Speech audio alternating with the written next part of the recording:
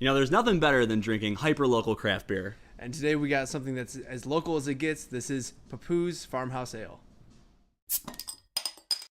Glub, glub, glub, glub, glub, glub, glub, glub, glub, glub, glub.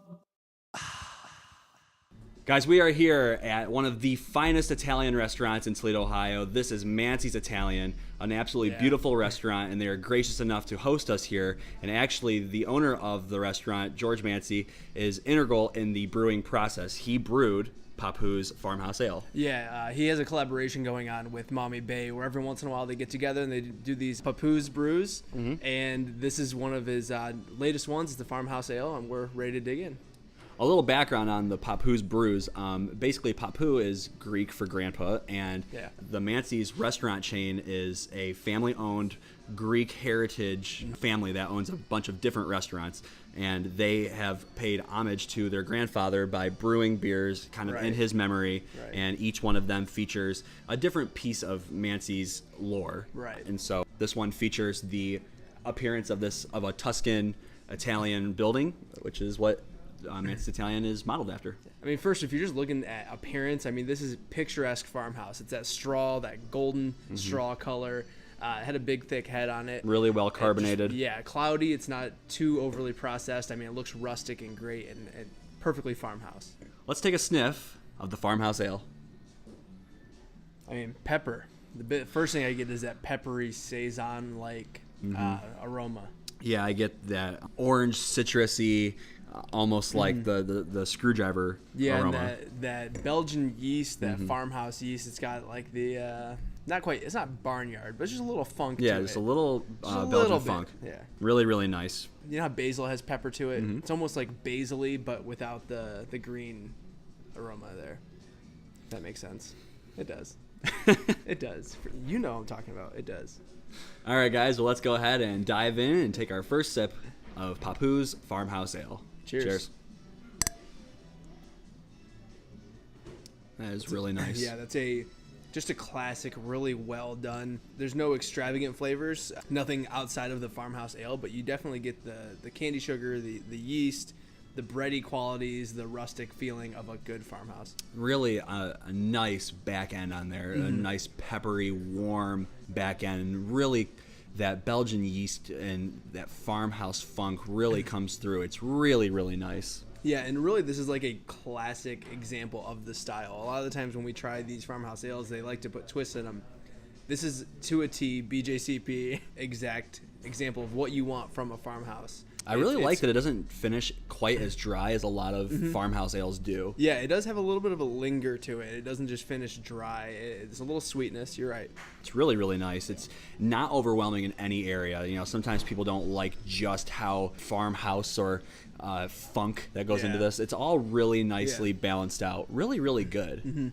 It's just carbonated enough that it kind of gives a bitterness to the sweetness that goes on, and that really helps balance everything out, because I think this does have the ability to be an overly sweet beer.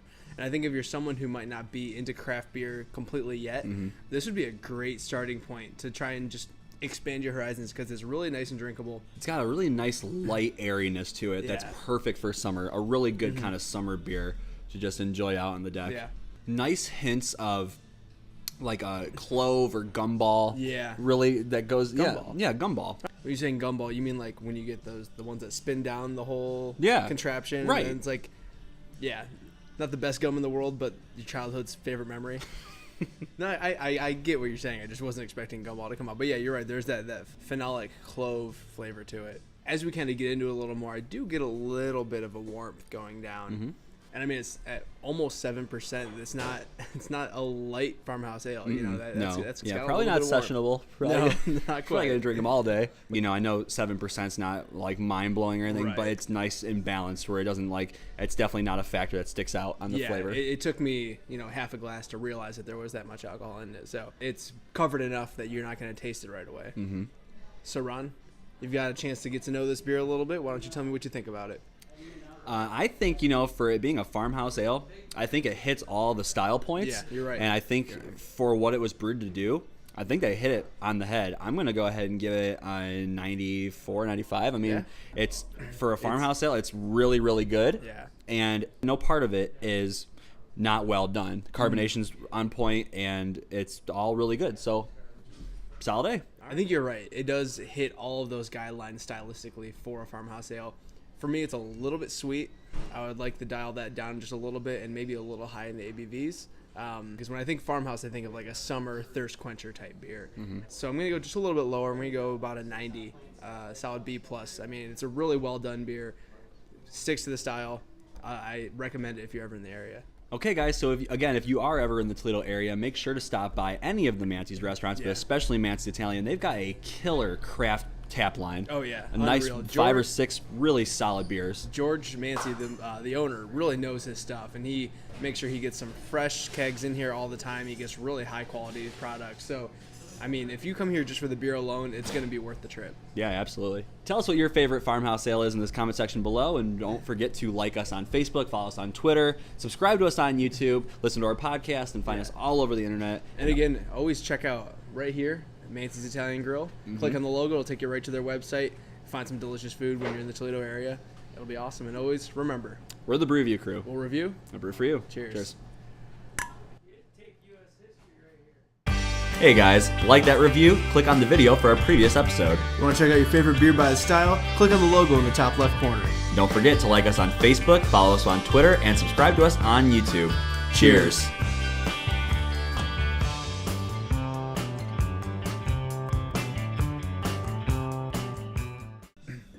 When we started, everyone left.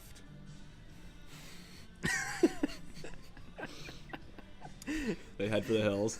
We cleared out this whole restaurant.